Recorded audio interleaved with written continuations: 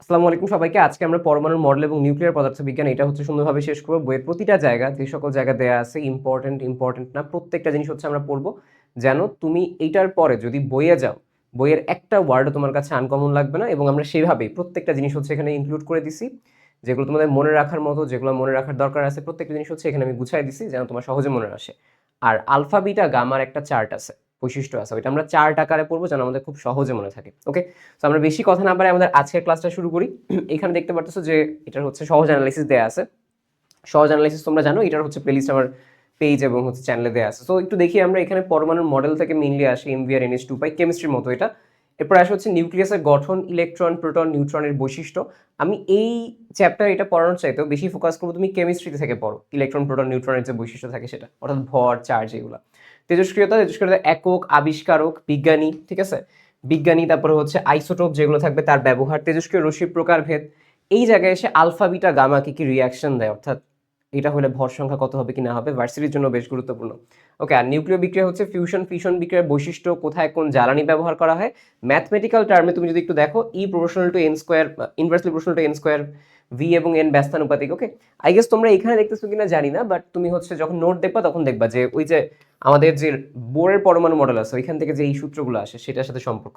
ওকে, আর হচ্ছে ক্ষয় ধ্রুবক, ল্যামডা এবং হাফ, আমরা বলি অর্ধায়ু নির্ণয় করা। আর আলফা, বিটা, গামা নির্গত হলে সমীকরণগুলো কেমন হবে সেটা আমরা প্রত্যেকটা জিনিস শিখবো, সমস্যা নেই। এটা হচ্ছে আমাদের মাইন্ড ম্যাপ, তোমাদের অ্যাক্টিভ রিকলের জন্য আমরা এই সিকোয়েন্স হচ্ছে আজকে ক্লাসটা করব।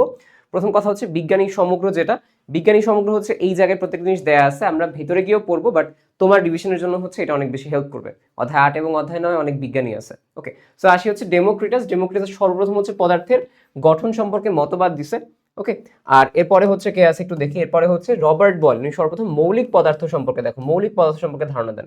দুইজনেই সর্বপ্রথম, শুধু পদার্থ হলে ডেমোক্রিটাস আর মৌলিক পদার্থ বলে রবার্ট বয়েল। ওকে, মৌলিক পদার্থটা হচ্ছে কি, যে একটা পদার্থ কাটতেছো সেম পদার্থই পাবা, আর কিছু পাচ্ছ না, এবং ফাইনালি ওটার একটা কি ওটা অবিভাজ্য হবে, এরকম একটা আইডিয়া। আমরা যাবো কিছুক্ষণ পরে, সমস্যা নেই।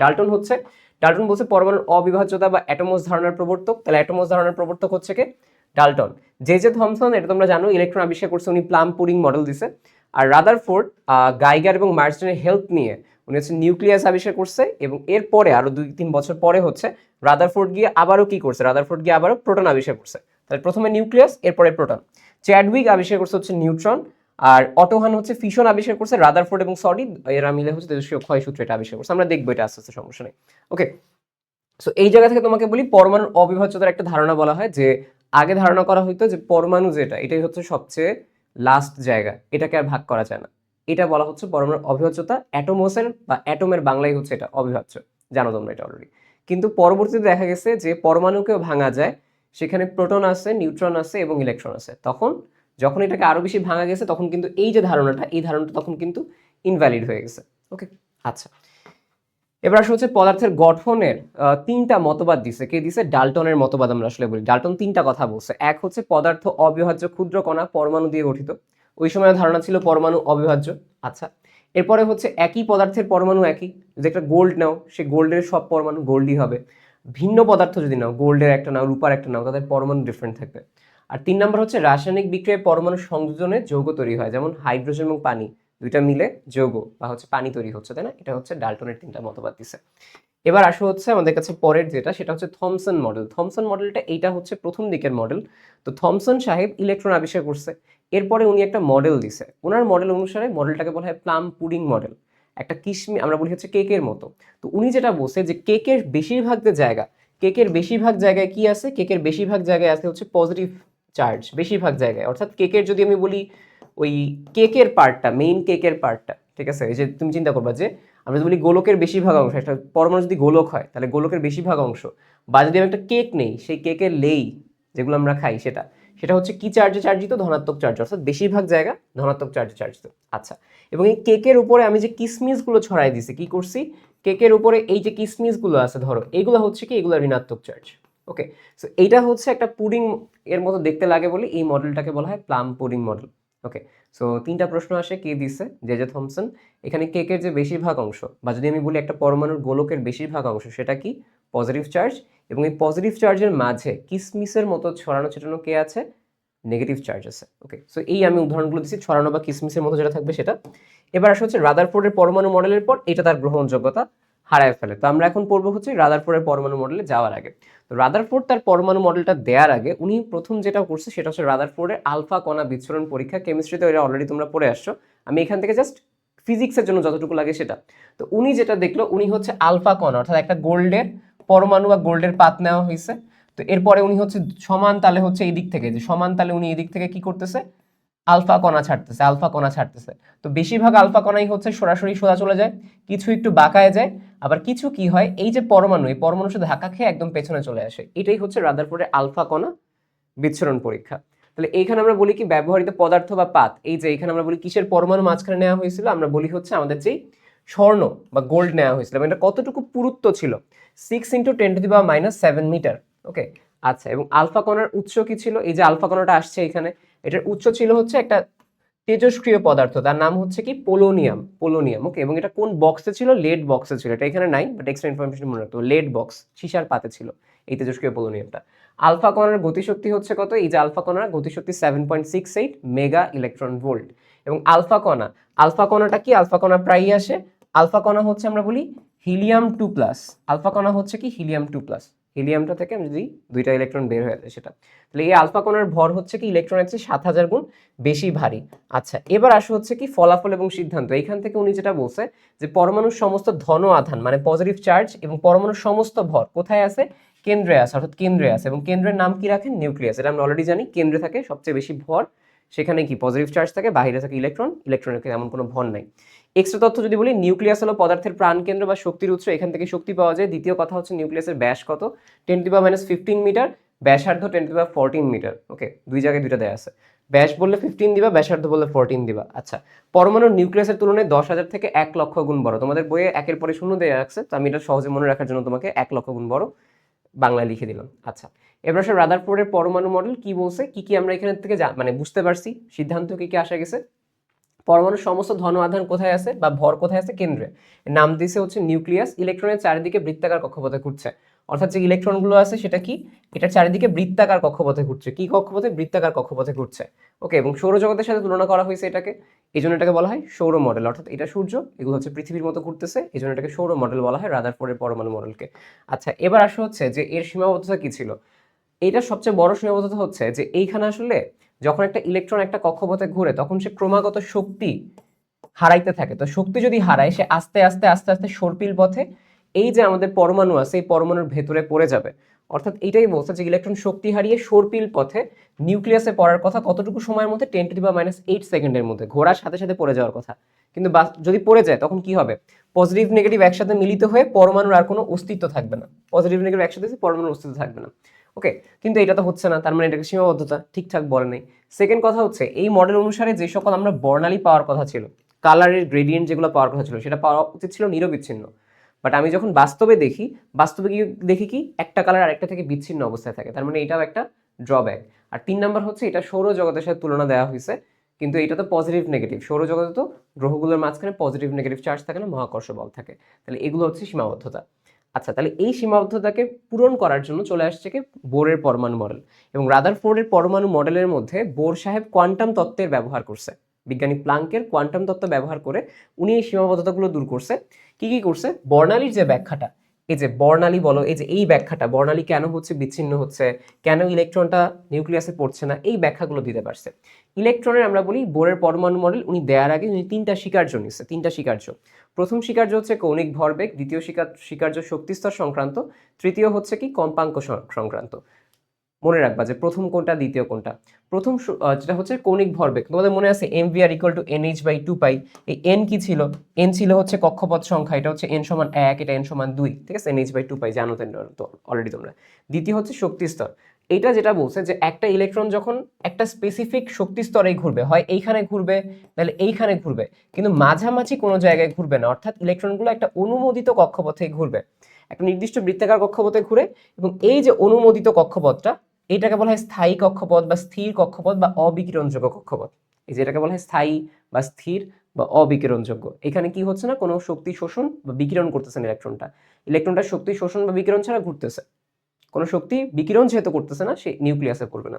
সেখানে কি বলছে, ইলেকট্রনের শক্তিটা থাকবে ধ্রুব, চেঞ্জ হচ্ছে না, এই জন্য পরমাণুর মধ্যে পড়ে যায় না। আচ্ছা, তৃতীয় হচ্ছে কম্পাঙ্ক। কম্পাঙ্ক হচ্ছে কি আমি তোমাকে বলি, যদি উচ্চ শক্তি স্তর থেকে নিম্ন শক্তি স্তরে যায়, অর্থাৎ ইলেকট্রনটা এইখান থেকে এইখানে আসে, তখন কি হবে, এই ইলেকট্রনটা শক্তি বিকিরণ করবে।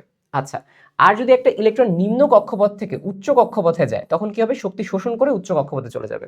তাহলে এই যে শক্তির শোষণ এবং এই যে শক্তির বিকিরণ, এটা আমরা কি দিয়ে লিখি, এনার্জি ডিফারেন্স দিয়ে। যে এনার্জি ডিফারেন্স অর্থাৎ এইটার শক্তি মনে করো 5 জুল, এটার শক্তি মনে করো 10 জুল, তাহলে 10 - 5, এটা দিয়ে আমি কি পেয়ে যাব, আমার যে নতুন তরঙ্গ মানে যেই বিকিরণটা হবে সেই বিকিরণের শক্তি পেয়ে যাব। অর্থাৎ 10 - 5, 5 জুল সমপরিমাণ একটা বিকিরণ বের হয়ে যাবে। তো এখানে মনে করো 5 জুল ছিল, 10 জুল ছিল, তাহলে এইখান থেকে এইখানে গেলে 5 জুল পরিমাণ শক্তি বের হয়ে যাবে। এইটাই যে energy difference equal to H nu. তো E equal to H nu, এটা তোমরা অলরেডি জানো। এই হচ্ছে আমাদের তিনটা সূত্র, কম্পাঙ্কের সূত্র। বোরের পার্টটা গেল। আচ্ছা, বোরের পরমাণু মডেলে কিছু রাশিমালা আছে, আমি তোমাকে বলি। একটা কক্ষপথে ইলেকট্রন ঘুরতেছে, আমাকে প্রথম যে কোয়েশ্চেনটা আস্ক করে যে পরমাণুর একটা কক্ষপথের ব্যাসার্ধ ধরো এন তম কক্ষপথের ব্যাসার্ধ, অর্থাৎ এইখান থেকে হচ্ছে এইখানের যে ব্যাসার্ধ সেটা মাপতে চাই, সেটা কত হবে, 0.5 × n²/z অ্যাংস্ট্রম। এন হচ্ছে কি, এন হচ্ছে কক্ষপথের সংখ্যা, অর্থাৎ এটা 1 নাম্বার কক্ষপথ, এটা 2 নাম্বার কক্ষপথ, ঠিক আছে। তাহলে এটা হলে আমি এন সমান সমান 2 বসাবো। জেড হচ্ছে কি, ওই পরমাণুর পারমাণবিক সংখ্যা, বা সহজ কথায় বলতে গেলে প্রোটন সংখ্যা, কয়টা প্রোটন আছে। আচ্ছা, এবার আসা হচ্ছে যে এই একটা কক্ষপথে, অর্থাৎ এন তম কক্ষপথ, ধরো 2 নাম্বার কক্ষপথে ইলেকট্রনের বেগ কত হবে। শর্টকাটটা হচ্ছে কি 2.18 × 10⁶ z/n। জেড হচ্ছে পারমাণবিক সংখ্যা বা প্রোটন সংখ্যা, এন হচ্ছে কত নাম্বার কক্ষপথ। আচ্ছা, আর আমি যদি এই কক্ষপথটায় একটা ইলেকট্রনের শক্তি বের করতে চাই, সেটা কত হবে, -13.6 × z²/n²। দেখো হাফ mv² করলে কিন্তু এনার্জি পাওয়া যায় আমরা, তাই না? তাহলে হাফ mv², z²/n², চিন্তা করো। তাহলে z²/n², এই যে জিনিসটা, এই শক্তিটা কিন্তু ইলেকট্রন ভোল্ট এককে। আর এটা কি ছিল, এটা কিন্তু মিটারে না, এটা কিন্তু অ্যাংস্ট্রমে ছিল।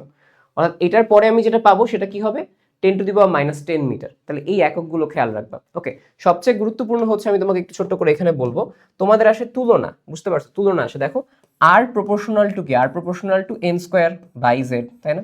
আমি বলি v প্রপোর্শনাল টু কি, v প্রপোর্শনাল টু z/n। আর এনার্জি প্রপোর্শনাল টু কি, এটা প্রপোর্শনাল টু z²/n²। তোমাদের এইভাবে তুলনা আসে, যে দ্বিতীয় কক্ষপথের সাথে তৃতীয় কক্ষপথ তুলনা করো, প্রথমটার সাথে দ্বিতীয়টা, তখন এই সেম ভাবে তুমি কি করবা, r2/r1, ঠিক আছে। ধরো তোমার তো z সেমই থাকবে, তখন তোমার করতে হবে n2² এইভাবে তুমি মান বসায় বসায় তুলনা করবা। এই জন্য হচ্ছে এই যে এই পার্টটা ভালো মতো শিখবা, এগুলো টুকটাক বের করার জন্য। বাট এই যেগুলো আমি দাগাইছি এগুলো হচ্ছে মানে যে হাইলাইট করে দিয়েছি, এটা গুরুত্বপূর্ণ। ওকে, আচ্ছা, এবার আসে হচ্ছে বোরের পরমাণু মডেলের কথা আমরা বলি।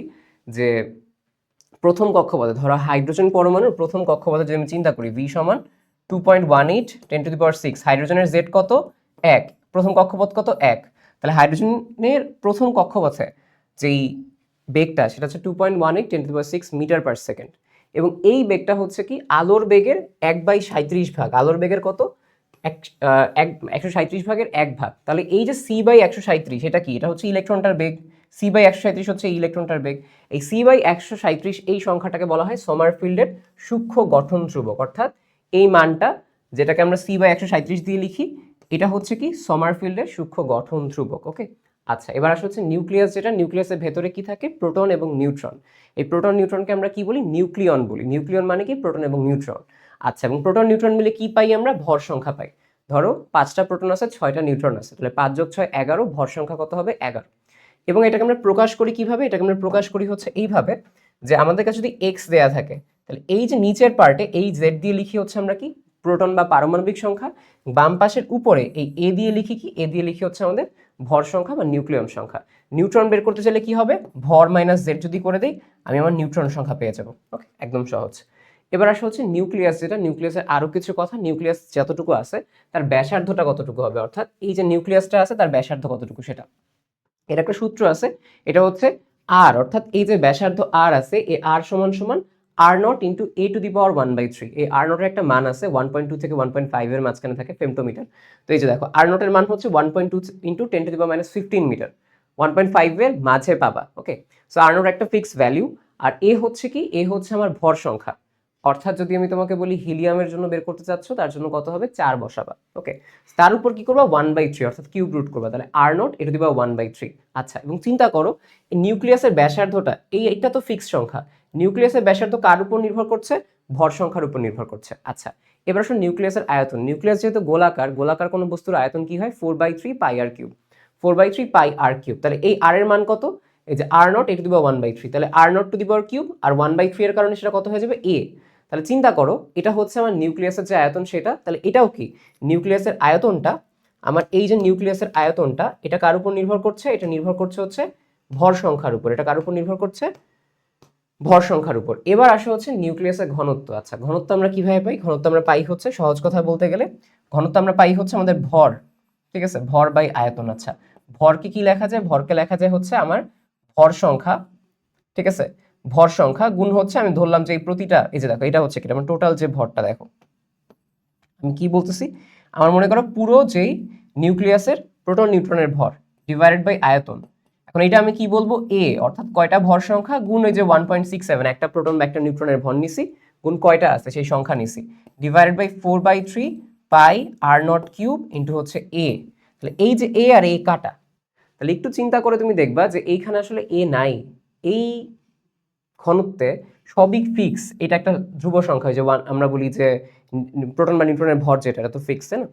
সো আর নট একটা ফিক্স সংখ্যা, তাই সবকিছু মিলে দেখা যাচ্ছে কি নিউক্লিয়াসের ঘনত্ব আসলে একটা ফিক্স সংখ্যা আসতেছে, চেঞ্জ হচ্ছে না। এই জন্য বলা হয় কি যে মৌলের নিউক্লিয়াসের, সব মৌলের নিউক্লিয়াসের ঘনত্ব সমান। তো বিভিন্ন মৌলের ব্যাসার্ধ ডিফারেন্ট থাকবে, আয়তন ডিফারেন্ট থাকবে, কিন্তু সকল মৌলের ঘনত্বটা সেম আসতেছে। কেন? কারণ এখানে কোনো এ এর রাশি নেই, সবগুলো একদম কনস্ট্যান্ট সংখ্যা। তোমাদের বলে পানির ঘনত্বের তুলনায় কত গুণ বেশি নিউক্লিয়াসের ঘনত্ব? 10⁻14 গুণ বেশি। কত গুণ বেশি? 10⁻14 গুণ বেশি। আচ্ছা ঠিক আছে, সো আমরা নিউক্লিয়াস রিলেটেড সবকিছু হচ্ছে দেখো একটা স্লাইডের মাঝখানে সুন্দরভাবে শিখে ফেলছি। এবার আসো প্রোটন নিউট্রন তত্ত্ব, যে নিউক্লিয়াসের ভিতর প্রোটন এবং নিউট্রন থাকে, এই তত্ত্বটাকে বলা হয় প্রোটন নিউট্রন তত্ত্ব। কোন মৌলের মাঝখানে আমরা বলি নিউট্রন থাকে না? হাইড্রোজেনের মাঝে শুধু একটা প্রোটন থাকে, নিউট্রন থাকে না। এবং তারা কেন একসাথে আছে? চিন্তা করো, প্রোটন, এখানে নিউট্রন আছে, মনে করো এই যে প্রোটন আছে, প্রোটন আছে, নিউট্রন আছে, এখন খুব অল্প একটা জায়গায় দুইটা পজিটিভ চার্জ আছে, বিকর্ষণে বের হয়ে যাওয়ার কথা, তাও কেন বের হয় না? কারণ এদের মধ্যে একটা গ্লুয়ের মতো বল আছে যেটাকে বলা হয় সবল নিউক্লিয় বল। ওকে, এবং তুমি দেখবা যে এই যে নিউট্রন এবং প্রোটন এরা হচ্ছে রূপান্তরিত হইতে পারে। যেমন একটা নিউট্রন যদি রূপান্তরিত হয়, দেখো চিন্তা করো নিউট্রনের ভরের কাছাকাছি কে? প্রোটনের ভর না? চিন্তা করবা যখন রিয়াকশনটা লিখবা, বাম সাইডে যে চার্জ থাকবে ডান সাইডেও সেম চার্জ, বাম সাইডে যে ভর থাকবে ডান সাইডেও সেম ভর। তাহলে নিউট্রন এই সাইডে আছে, এই সাইডে কি তৈরি হচ্ছে? এই সাইডে তৈরি হচ্ছে প্রোটন এবং হচ্ছে ইলেকট্রন, প্রোটন এবং ইলেকট্রন। দেখো চিন্তা করো প্রোটন এবং ইলেকট্রনের ভর, নিউট্রনের ভর প্রায় সেম। আচ্ছা, এবং এখানে চার্জ কত? নিউট্রনের 0, আর এখানে প্রোটন এবং ইলেকট্রনের কারণে কি হচ্ছে? একটা পজিটিভ একটা নেগেটিভ, তাহলে কত হয়ে গেল? 0 হয়ে গেল। এইটার সাথে আরেকটা জিনিস মাথায় রাখো, নিউট্রিনো বের হয়, ঠিক আছে? নিউট্রিনো নামে আলাদা একটা কণিকা হচ্ছে বের হয় এই নিউট্রন যখন ভাগ হয়। আচ্ছা, এবার যদি প্রোটন রূপান্তরিত হয়, চিন্তা করো প্রোটন আছে এখানে, প্রোটন পজিটিভ। আচ্ছা, এই সাইডে তাহলে কি বের হবে? নিউট্রন, এবং এইটাকে বলা হয় পজিট্রন। চিন্তা করো প্রোটনের চার্জ পজিটিভ, এটা হচ্ছে কি নিউট্রাল, আর এটা হচ্ছে পজিটিভ, তাহলে এখানেও +1 চার্জ, এখানে হচ্ছে +1 চার্জ, বুঝতে পারছো? এবং দুইটার সাইডে দেখো ভর সেম। তাহলে প্রোটন যখন বিভাজিত হচ্ছে তখন কি হচ্ছে? নিউট্রন এবং পজিট্রন। নিউট্রন যখন যাচ্ছে তখন কি হচ্ছে? প্রোটন এবং ইলেকট্রন। কেন? বুঝতে পারছো? এখানে দুইটা হচ্ছে 0 হয়েছে, আর এখানে দুইটা মিলে +1 হয়েছে, ওই সাইডে +1, এই জন্য এটাকে পজিট্রন বলা হচ্ছে। আচ্ছা, এই ঘটনাগুলো আমরা দেখতে পাই। এবার আসুন নিউক্লিয় বল কি? নিউক্লিয়াসের মধ্যে যে তীব্র আকর্ষণ বল, আমরা সবল নিউক্লিয় বলটা বলি সেটা, এবং এটাকে আমরা ইউকাওয়া বলও বলি, কারণ ইউকাওয়া সাহেব হচ্ছে ওনার একটা অ্যানালাইসিসের মাধ্যমে এটা দেখাইছে। নিউক্লিয় বলটা কি ধরনের বল ছিল আমরা জানি? গ্লুয়ের মতো আকর্ষণ করে, ধরে রাখে, এবং এটাকে আধান নিরপেক্ষ, অর্থাৎ প্রোটন এবং নিউট্রনের মধ্যে যা কাজ করে নিউট্রন নিউট্রনের মধ্যে কাজ করে, আধানের উপর নির্ভর করছে না যে আধান আছে কিনা। কার উপর কাজ করতেছে? প্রোটন এবং নিউট্রনের মধ্যে শুধুমাত্র কাজ করে। এটা হচ্ছে খুবই স্বল্প পাল্লা। কেন? কারণ এটা শুধুমাত্র হচ্ছে নিউক্লিয়াসের মধ্যে কাজ করে। নিউক্লিয়াসের ব্যাসটা কত? 10⁻15 মিটার। আচ্ছা, এই যে 10⁻15 মিটার অর্থাৎ নিউক্লিয়াসের বাইরে, নিউক্লিয়াসের বাইরে কি হয়? নিউক্লিয়াসের বাইরে হচ্ছে বল শূন্য, নিউক্লিয়াসের বাইরে, তাই না? এটা কিন্তু গুরুত্বপূর্ণ। পাই মেজন বা পায়নের কারণে এই বলটা কাজ করে। আমরা জানি মেজনের কারণে কাজ করে, গ্লুঅনও দেখছো তোমরা, সেখানে পড়ে রাখো পায়ন, মেজন, পাই মেজন নিয়ে একসাথে বলা হয় পাই অন। তো পাই মেজন বা পায়ন, এদের কারণে হচ্ছে এই বলটা কাজ করে, এই সবল নিউক্লিয় বল বা নিউক্লিয় বল, সহজ কথা। এবার আসলে তেজস্ক্রিয়তা। তেজস্ক্রিয়তা হচ্ছে কি? আমি এখন তোমাদের বলি, সহজ এক্সাম্পলটা বোঝো আগে ফার্স্টে। আমাদের কি হচ্ছে? আমাদের হচ্ছে এই যে নিউক্লিয়াসটা আছে এর ভেতরে কি আছে? প্রোটন আছে, নিউট্রন আছে, প্রোটন আছে, নিউট্রন আছে। তো এদের মধ্যে কি আছে? এদের মধ্যে একটা ব্যালেন্স আছে। দেখো প্রোটন প্রোটন বিকর্ষণ করার কথা, তাই না? আমরা বলি তড়িৎচুম্বকীয় বলের কারণে। আর এইখানে তাদের মধ্যে আকর্ষণটা কেন আছে? সবল নিউক্লিয় বলের কারণে। কিন্তু কোনো এক সময় যদি এমন হয় এদের আকর্ষণ বলটা অর্থাৎ সবল নিউক্লিয় বলটা আস্তে আস্তে কমে যাচ্ছে, ঠিক আছে, এরকম একটা অবস্থা হলে তখন প্রোটন প্রোটন কি হবে? পরস্পর থেকে হচ্ছে বিচ্ছিন্ন হয়ে, মানে চিন্তা করো পরস্পরের বিকর্ষণের কারণে বের হয়ে যাওয়ার কথা। অর্থাৎ এই নিউক্লিয়াসটা তখন ভেঙে যাওয়ার কথা। এই কথাটাকে আমরা বলি কি? এই কথাটাকে আমরা বলি তেজস্ক্রিয়তা। মানে বুঝছো, নিউক্লিয়াস যে ভেঙে যাচ্ছে, নিউক্লিয়াসের ভাঙন, এইটাকে বলা হয় তেজস্ক্রিয়তা। কখন হচ্ছে? যখন আমরা জানি এই সবল নিউক্লিয় বলটা এদের ধরে রাখার কথা, কিন্তু সবল নিউক্লিয় বল যখন পারফেক্টলি কাজ করতে পারতেছে না, তখন এইদের বিকর্ষণের কারণে এই যে নিউক্লিয়াসটা ভেঙে যাচ্ছে, পরস্পর থেকে বের হয়ে যাচ্ছে, এটাকে বলা হয় তেজস্ক্রিয়তা। ওকে, তেজস্ক্রিয়তার ক্ষেত্রে আমরা কি বলতে পারি? তেজস্ক্রিয়তা একটি স্বতঃস্ফূর্ত, অটোমেটিক্যালি ঘটবে, ঠিক আছে, স্বতঃস্ফূর্ত স্বীয় বিচ্ছিন্নকারী, নিজেকে বিচ্ছিন্ন করতেছে, এরকম একটা অবিরাম কন্টিনিউয়াসলি চলতেই থাকে, এটা এরকম একটা প্রক্রিয়া। এদের বৈশিষ্ট্য খুব গুরুত্বপূর্ণ, স্বতঃস্ফূর্ত স্বীয় বিচ্ছিন্নকারী অবিরাম প্রক্রিয়া। এবং আমরা কি বলি যে এটা কেন হয়? নিউক্লিয়াসের মধ্যকার বিকর্ষণ বল বেড়ে যাওয়ার কারণে। এটা একটা কি ধরনের ঘটনা? নিউক্লিয় ঘটনা। তোমাদের বলবে তেজস্ক্রিয়তা কি ধরনের ঘটনা? তেজস্ক্রিয়তা একটা নিউক্লিয় ঘটনা। কেন? নিউক্লিয়াসের ভেতরে ঘটছে। আচ্ছা, এবার যেটা বলা হচ্ছে আবিষ্কারককে হেনরি বেকেরেল। হেনরি বেকেরেল হচ্ছে তেজস্ক্রিয়তার আবিষ্কারক, এবং উনি কোন পদার্থে বা কোন মৌলে হচ্ছে এটা সর্বপ্রথম দেখছে? আমরা বলি ইউরেনিয়াম থেকে সর্বপ্রথম দেখছে। আচ্ছা, এবার আসা হচ্ছে পরবর্তীতে হচ্ছে পিয়েরে কুরি এবং মাদাম কুরি, ওনারাও হচ্ছে তেজস্ক্রিয়তা দেখছে। কোন পদার্থে দেখছে ওনারা? মৌলিক পদার্থে, আমরা বলি থোরিয়ামে। ওকে, সো এদের নামগুলো পড়বা। এবার আসো তেজস্ক্রিয়তা, যেটা তেজস্ক্রিয়তা হচ্ছে আমরা কিছু কথাবার্তা বলি যে সর্বাধিক স্থায়ী নিউক্লিয়াস, অর্থাৎ আমাদের পর্যায় সারণীতে তো অনেকগুলো মৌল আছে, তাই না? তো এর মধ্যে যখন আমি 83 নাম্বার মৌলটা পার করি, মানে 83 নাম্বার পারমাণবিক সংখ্যার মৌলটা পার করি, পদার্থগুলো তখন অস্থিতিশীল হওয়া শুরু করে এবং তেজস্ক্রিয় হওয়া শুরু করে। এই জন্য আমাদের বলা হয় প্রকৃতিতে সর্বাধিক স্থায়ী নিউক্লিয়াস হচ্ছে কোনটা? আমরা বলি হচ্ছে বিসমাথ। ওকে, সর্বাধিক যেটা পারমাণবিক সংখ্যা বিশিষ্ট সেটা হচ্ছে বিসমাথ, যার পারমাণবিক সংখ্যা 83, ভর সংখ্যা 209।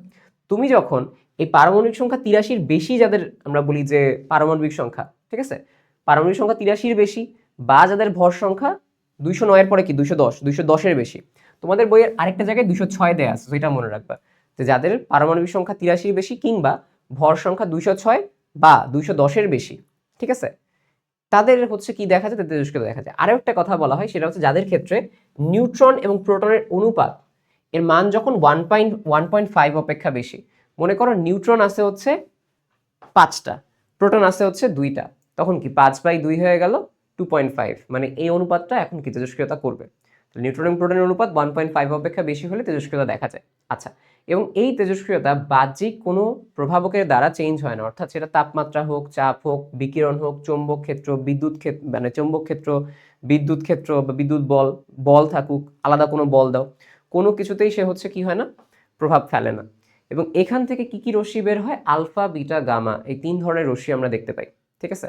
এবং মাথায় রাখবা যে আলফা বিটা কখনো অ্যাট আ টাইম বের হবে না। ধরো আমার কাছে একটা তেজস্ক্রিয় মৌল আছে একটা, তো এইখান থেকে কখনো একসাথে আলফা বিটা বের হবে না, আলফার সাথে সবসময় গামা বের হবে। আবার যেই সময় ধরো আলফা বের হচ্ছে না, বিটা বের হচ্ছে, সেই বিটার সাথে গামা বের হবে। মানে কি?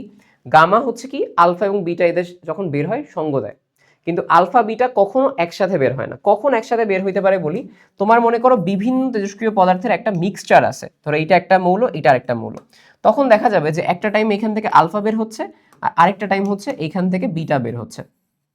এই হচ্ছে এখানে আমাদের কাছে কথা, ঠিক আছে, গুরুত্বপূর্ণ একটা কথা, যে দেখো আলফা বিটা একসাথে হচ্ছে বের হয় না।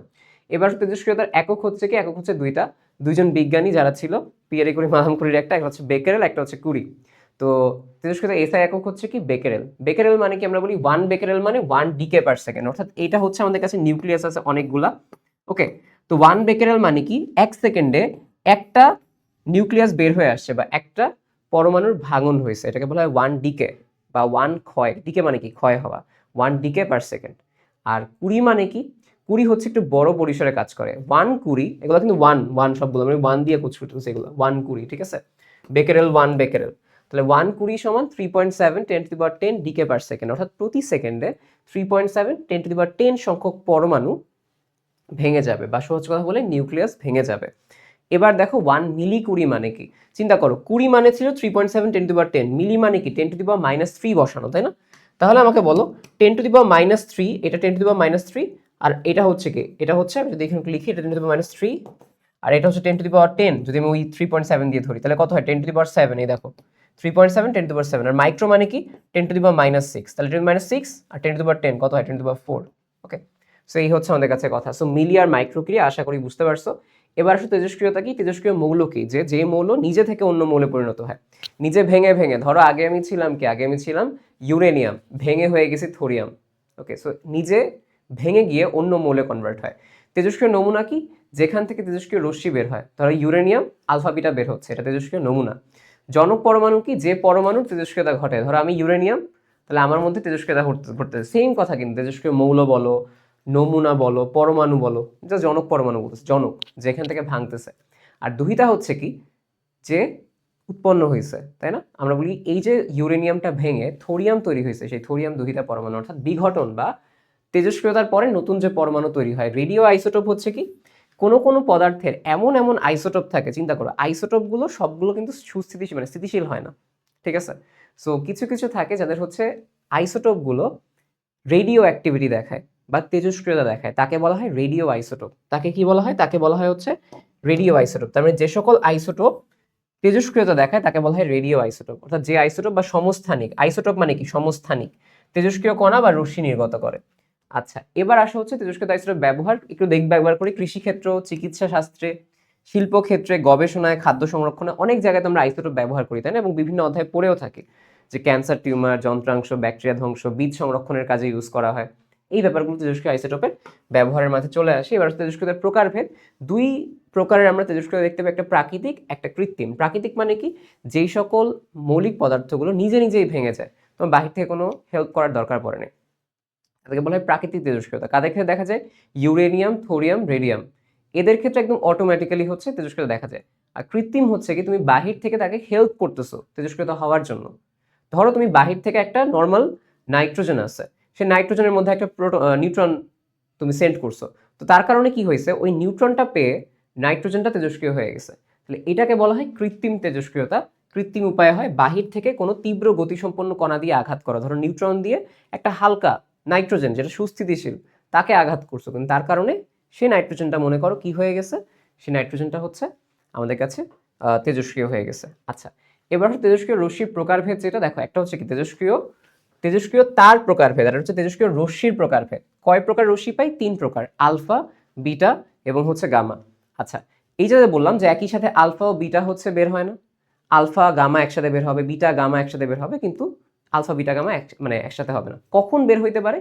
যখন হচ্ছে আমরা বলি যদি হচ্ছে, তবে আলফা গামা এই যে বললাম বিটা হচ্ছে, তবে একাধিক আইসোটোপ, এই যে বললাম একাধিক আইসোটোপ এর মিশ্রণ থাকলে সবগুলো একসাথে বের হতে পারবে। কিছুক্ষণ আগে বললাম না তোমাদের যে ডিফারেন্ট আছে, তখন একটা থেকে আলফা বিটা গামা বের হয়েছে, আরেকটা থেকে বিটা গামা বের হয়েছে, তো সব মিলে আলফা বিটা গামা বের হচ্ছে। ওকে, সো এই ব্যাপারটা হচ্ছে এদের প্রকারভেদে আমরা গেলাম।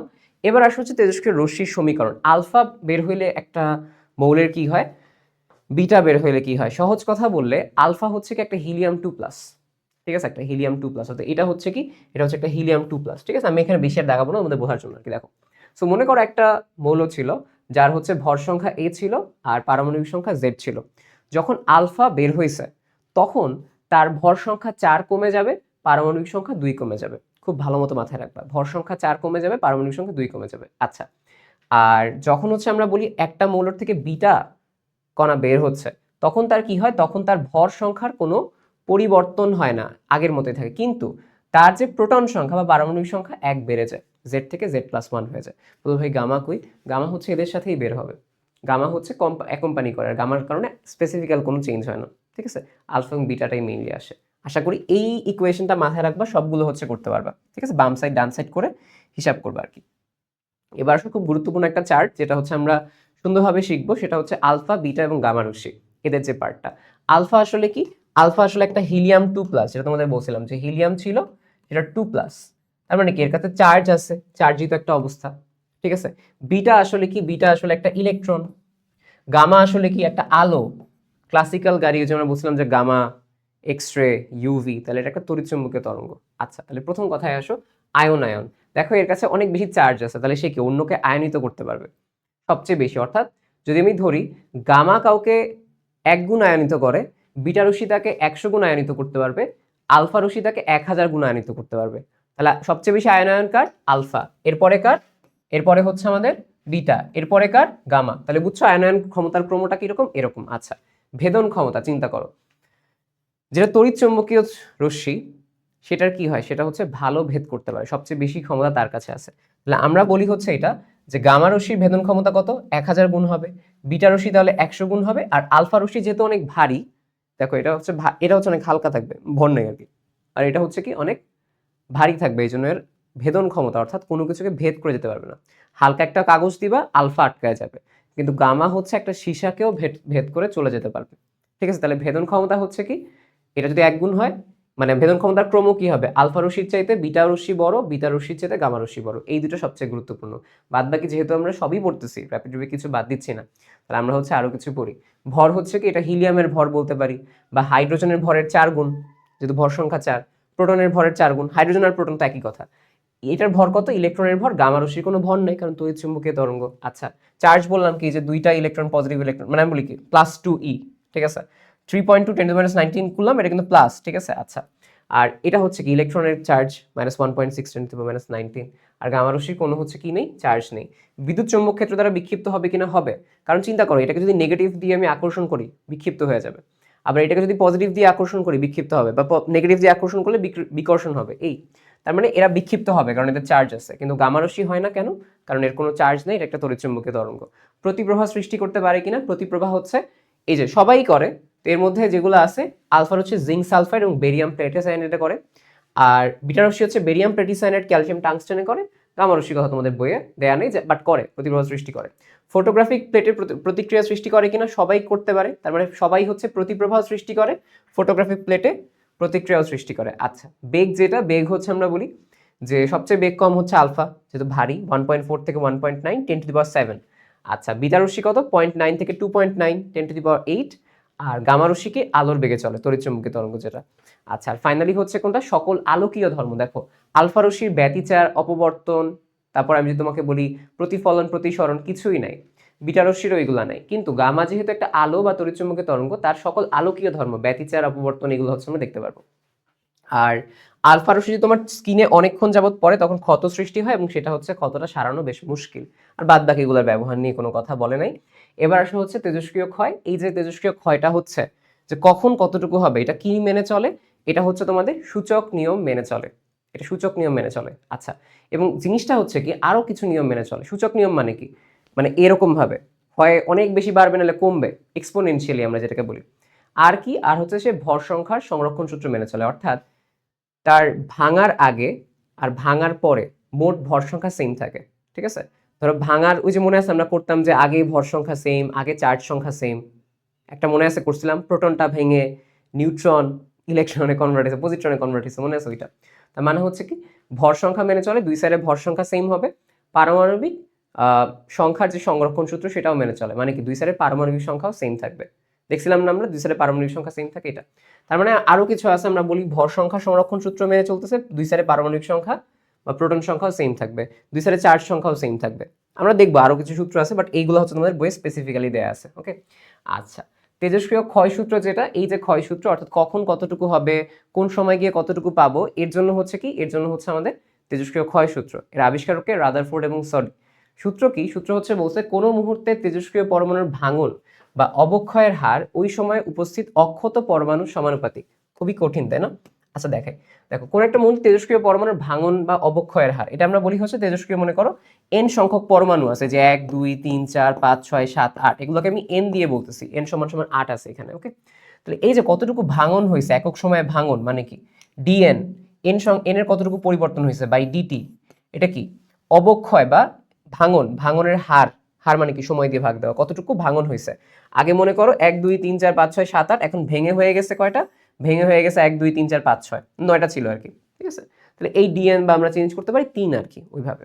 সো ডিএন বাই ডিটি হচ্ছে কি, আমরা বলতে পারি উপস্থিত অক্ষত পরমাণুর সমানুপাতিক, অর্থাৎ প্রপোর্শনাল টু এন। সোজা কথা একটু বলি, ধরো একটা জায়গায় 10টা পরমাণু আছে, বা এই যে 1 2 3 4 5 6 7, 7টা আছে, আরেকটা জায়গায় মনে করো 3টা আছে, তাহলে কোন জায়গায় ভাঙন বেশি হবে, ভাঙনের হার কোথায় বেশি হবে, এই জায়গায়। কেন, কারণ এই জায়গায় হচ্ছে অক্ষত পরমাণু বেশি। বুঝতে পারছো, যে জায়গায় বেশি পরিমাণ পরমাণু থাকে ভাঙনটাও সেই জায়গায় বেশি হয়। বেশি মানুষ, ওই যে বলে না অতি সন্ন্যাসীতে গাজন নষ্ট, এটা হচ্ছে আমাদের প্রবাদ আগে দেওয়া হয়েছিল, তারপর রাদারফোর্ড এবং সডি সাহেব এসে এটাকে কপি করছে আমাদের বাগধারাকে।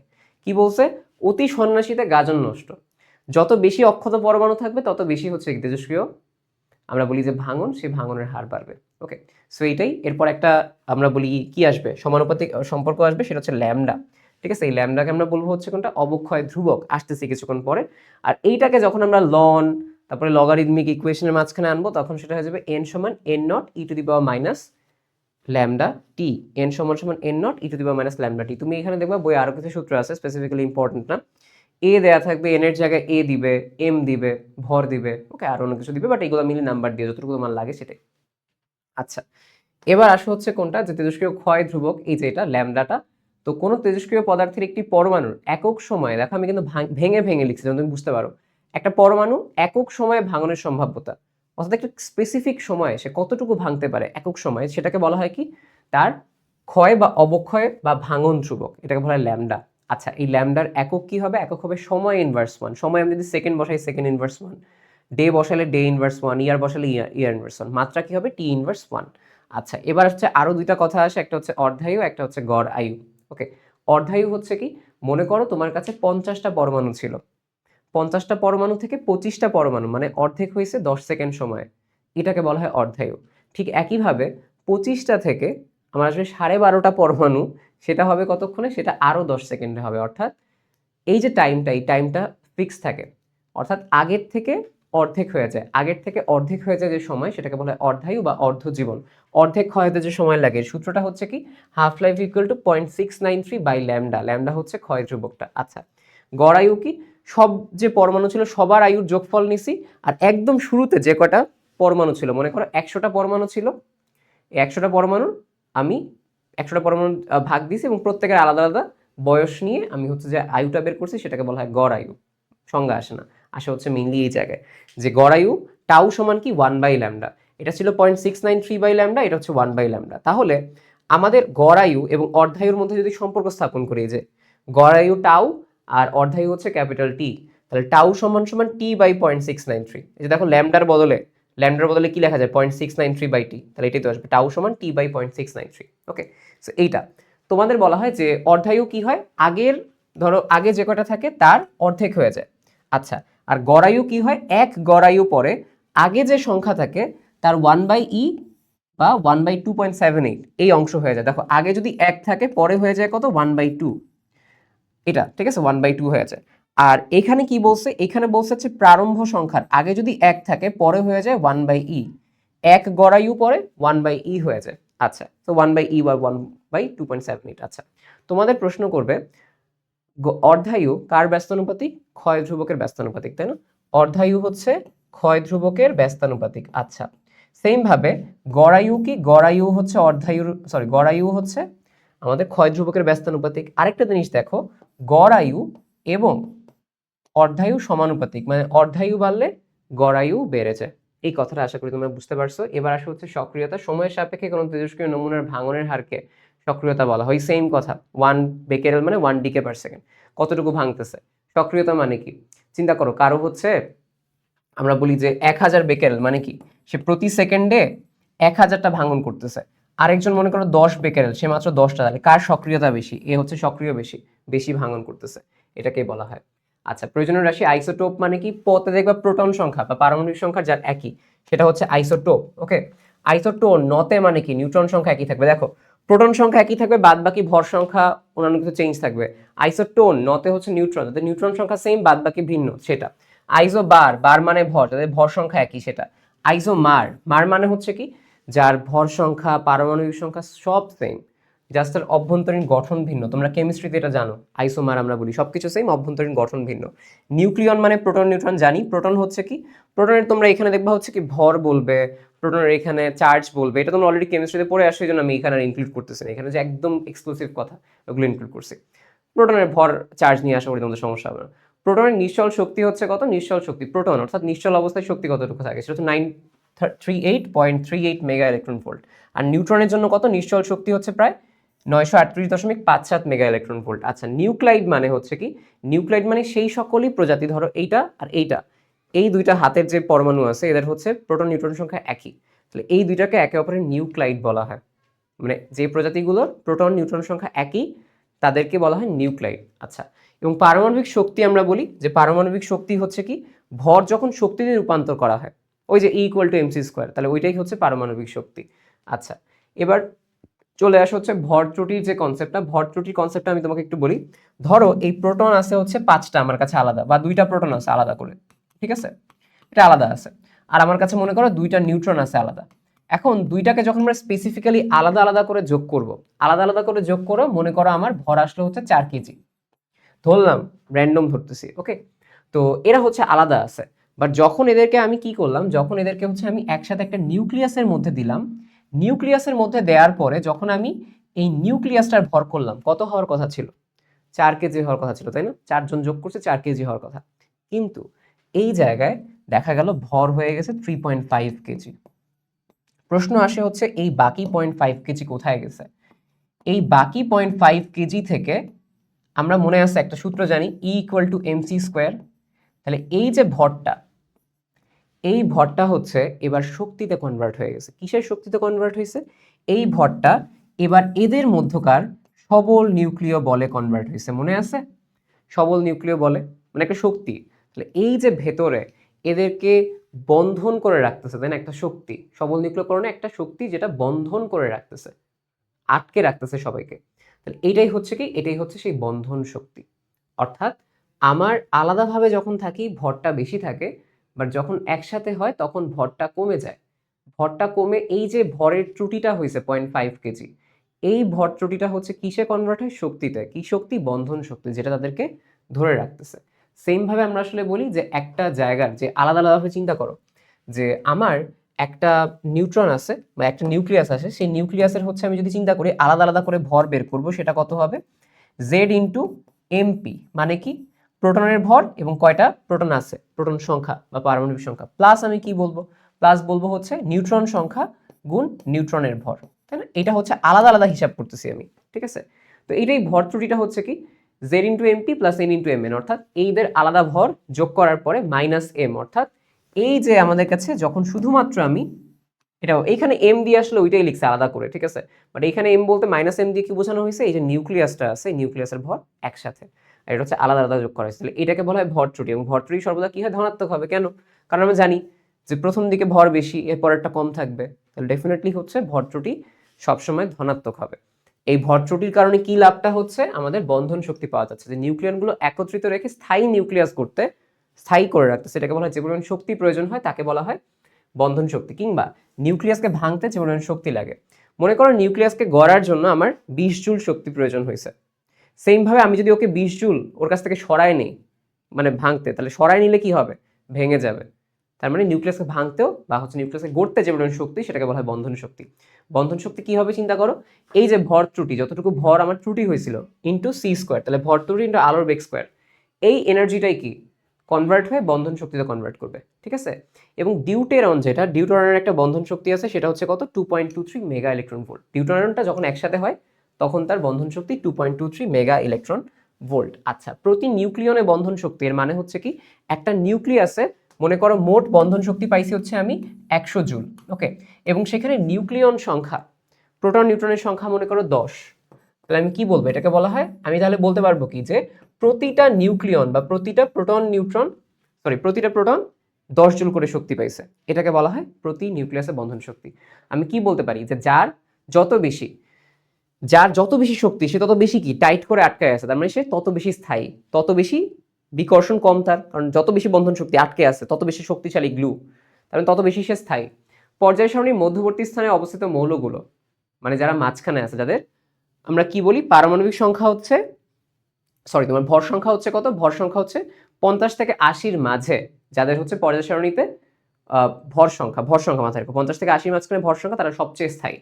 এবং এর মধ্যে সর্বাধিক স্থায়ী নিউক্লিয়াস কার? লোহার। খুব গুরুত্বপূর্ণ, লোহার ক্ষেত্রে বন্ধন শক্তিটা সর্বোচ্চ আমরা পাই, যার মান হচ্ছে 8.8 মেগা ইলেকট্রন ভোল্ট। বন্ধন শক্তি না, এক্স্যাক্টলি প্রতি নিউক্লিয়নে বন্ধন শক্তি, যার মধ্যে প্রতি নিউক্লিয়নে বন্ধন শক্তি বেশি, সে বেশি এনার্জি পাচ্ছে, এবং সেই বন্ধন শক্তির মান কত? প্রতি নিউক্লিয়নে বন্ধন শক্তি 8.8 মেগা ইলেকট্রন ভোল্ট।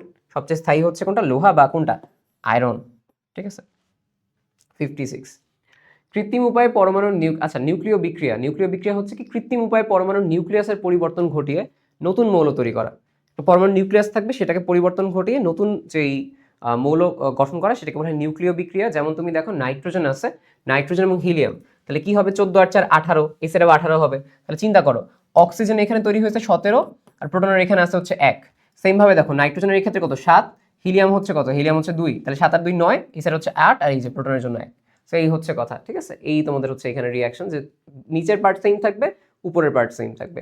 এই হচ্ছে নিউক্লিয় বিক্রিয়া। এবং নিউক্লিয় বিক্রিয়া কি কি সংরক্ষিত হয়, দুই সাইডের নিউক্লিয়ন সংখ্যা, চার্জ সংরক্ষিত হয়, ভর শক্তি, রৈখিক ভরবেগ, কৌণিক ভরবেগ, আইসোটোপিক স্পিন, সমতা, সবই সংরক্ষিত হয়, তাই না? সমতা এই পার্টটা থাকে। এবার আসা হচ্ছে পরমাণু থেকে শক্তি পাওয়া যায় দুইটা পদ্ধতিতে, একটা হচ্ছে নিউক্লিয় ফিশন, একটা হচ্ছে নিউক্লিয় ফিউশন। ফিশন মানে হচ্ছে ভাঙা, ফিউশন মানে হচ্ছে জোড়া। ফিশন মনে মনে রাখবা ফিশকে তুমি কেটে কেটে কেটে কেটে খাও, তাহলে ফিশ মানে ভাঙা। এবার আসা হচ্ছে যে ফিউশন হচ্ছে কি, হালকা হালকা নিউক্লিয়াস জোড়া লেগে যখন ভারী নিউক্লিয়াস তৈরি হয় সেটাকে বলা হয় ফিউশন। ছোট ছোটগুলো বড় লেগে যুক্ত হয়, এটাকে বলা হয় ফিউশন। ফিউশনে কি হয়, শক্তি নির্গত হয় অনেক পরিমাণে, এবং এই ফিউশন করার জন্য প্রচুর পরিমাণ তাপমাত্রার প্রয়োজন হয়। প্রচুর তাপমাত্রা ছাড়া ফিউশন সম্ভব না। তাহলে এটা হচ্ছে অনেক উচ্চ তাপমাত্রায় ঘটে, তাই এই যে ফিউশন বিক্রিয়া এটাকে আমরা কি বলি, তাপ নিউক্লিয় বিক্রিয়া। মানে যেই নিউক্লিয় বিক্রিয়ায় তাপের প্রয়োজন হয়, কোন জায়গায় তাপের বেশি প্রয়োজন হয়, ফিউশন। এই জন্যই সূর্যতে ফিউশন হয়। সূর্য অনেক উত্তপ্ত না, সূর্যতে কি হয়, ফিউশন হয়। আচ্ছা, এবং এই তাপ নিউক্লিয় বিক্রিয়ায় তাপটা কি পরিমাণ লাগে, 10⁸ ডিগ্রি সেলসিয়াস। তাহলে সূর্যের ফিউশন বিক্রিয়ায় কি পরিমাণ আমাদের এনার্জি তৈরি হয়, 26 মেগা ইলেকট্রন ভোল্ট। এবং ওইখানে রিয়াকশনটা কি, জ্যোতির্বিজ্ঞানও পাবা তুমি, 4টা হাইড্রোজেন একসাথে হয়, 4টা হাইড্রোজেন নিয়ে একটা হিলিয়াম, এবং এই যে আমরা বলি 2টা ইলেকট্রন হচ্ছে এখানে কনভার্ট করছে, ইলেকট্রন না, মিললে হচ্ছে ভরের কিছু পার্ট বের হবে, নিউট্রন। রিয়াকশনটা বিভিন্ন জায়গায় বিভিন্ন রকম দেয়া আছে, এটা তোমার মেইনলি দরকার নেই। 4টা হাইড্রোজেন, কিছু হচ্ছে আমরা বলি একটা হিলিয়াম, আর বাদ বাকি হচ্ছে অন্যান্য এক্সেসরিজ পার্ট ক্রিয়েট করে, ঠিক আছে। নিউট্রনের পার্ট এখানে আসবে অনেক জায়গায়। আচ্ছা, এই হচ্ছে ফিউশন। ফিশন হচ্ছে কি, ভারী নিউক্লিয়াসগুলো যখন ভেঙে যায় প্রায় সমান ভরের 2টা নিউক্লিয়াস তৈরি হয়, এটাকে আমরা বলি শক্তি এই সময় নির্গত হয়, এটাকে নিউক্লিয়ার বিভাজন বা ফিশন বলা হয়। ফিশন আবিষ্কার কে করেন, অটো হান।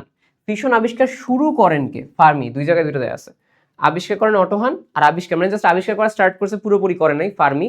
এরপরে আবিষ্কার করছে হচ্ছে অটো হান, এবং এই ফিশনের উৎপন্ন শক্তি হচ্ছে প্রায় 200 মেগা ইলেকট্রন ভোল্ট।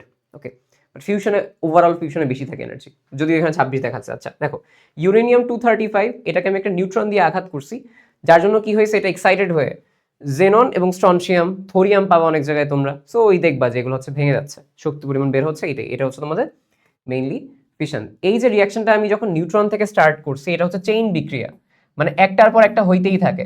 এই একটা নিউট্রন গিয়ে এটাকে আঘাত করছে, এখান থেকে আরো 3টা নিউট্রন বের হবে, এটা আরো 3টা নিউট্রনকে ভাবে ভাগ করবে, এই হচ্ছে কথা। অর্থাৎ একবার শুরু হলে আলাদা করে শক্তি দেওয়ার প্রয়োজন হলে চলতেই থাকে, চেইন রিয়াকশন, করোনার মতো একবার হওয়ার পরে সবার মধ্যে সেটা ছড়াতেই থাকে, এটাকে বলা হয় চেইন বিক্রিয়া। আচ্ছা, এবার আসা হচ্ছে পারমাণবিক চুল্লি। এটা হচ্ছে কোনটা, এই চেইন বিক্রিয়াকে নিয়ন্ত্রণ করা দরকার, তাই না?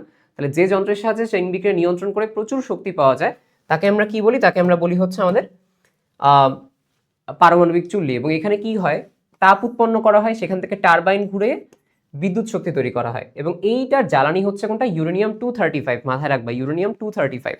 কিন্তু প্রকৃতিতে আমরা আসলে শুধুমাত্র 235 পাই না, বেশিরভাগ পাই হচ্ছে 238। তাহলে প্রকৃতিতে কি পাই, ইউরেনিয়াম 238 এবং 235। তাহলে এদের অনুপাত কত, ইউরেনিয়াম 238 বেশি 142 ভাগ থাকে, আর ইউরেনিয়াম 35 হচ্ছে 1 থাকে, তাহলে 142:1। তো এই জন্য কি করতে হয়, জ্বালানির জন্য ইউরেনিয়াম 238টা সরাইতে হয়, তাহলে কি হয়, ইউরেনিয়াম 235টা বেড়ে যায়। এবং এই যে 238টা সরায় 235 বাড়ানো, এটাকে আমরা কি বলি, সমৃদ্ধ ইউরেনিয়াম পাওয়া যায়। সমৃদ্ধ ইউরেনিয়াম কোনটা, 235। ইউরেনিয়ামের অর্ধায়ু হচ্ছে প্রায় 450 কোটি বছর। এবং এই যে নিউট্রনটা যে চেইন রিয়াকশন করতেছে, এটাকে মন্দীভূত করার জন্য কি ইউজ করা হয়, মডারেটর। মডারেটরের উদাহরণ কোনটা, ভারী পানি এবং গ্রাফাইট। আর চেইন বিক্রিয়া যেটা, এই চেইন বিক্রিয়াকে নিয়ন্ত্রণ করার জন্য কি থাকে, নিয়ন্ত্রক দণ্ড। ওকে, দুটো কিন্তু বুঝছো ডিফারেন্স আছে। নিয়ন্ত্রক দণ্ডের মাঝখানে কোনটা, BCD আমি মনে রাখতাম, যে বোরন এবং হচ্ছে ক্যাডমিয়াম। ওকে, সো এই হচ্ছে আমাদের আজকের এই পার্টটা শেষ করতে পারছি আমি আশা করি। তোমরা এখন দেখতেছো হয়তো ভিডিওটা, এবং আমার প্রফ এক্সাম আসলে কিছুক্ষণ পরে, তো আমি হচ্ছে তারপরে এটা শুট করে দিচ্ছি যে তোমাদের এক্সাম প্রায় এসে গেছে। সো চেষ্টা করতেছি আমি তোমাদের র্যাপিড রিভিউ যেটা আছে সেটা শেষ করে দেওয়ার। দোয়া করে আমার জন্য, আমার এক্সামটা কিছুক্ষণ পরেই। সো আমি হচ্ছে নিজের পড়া এটা মাঝখানে ম্যানেজ করে চেষ্টা করছি ক্লাসটা প্রিপেয়ার করার এবং তোমাদের ক্লাসটা দেওয়ার। ওকে, আল্লাহ হাফেজ সবাই।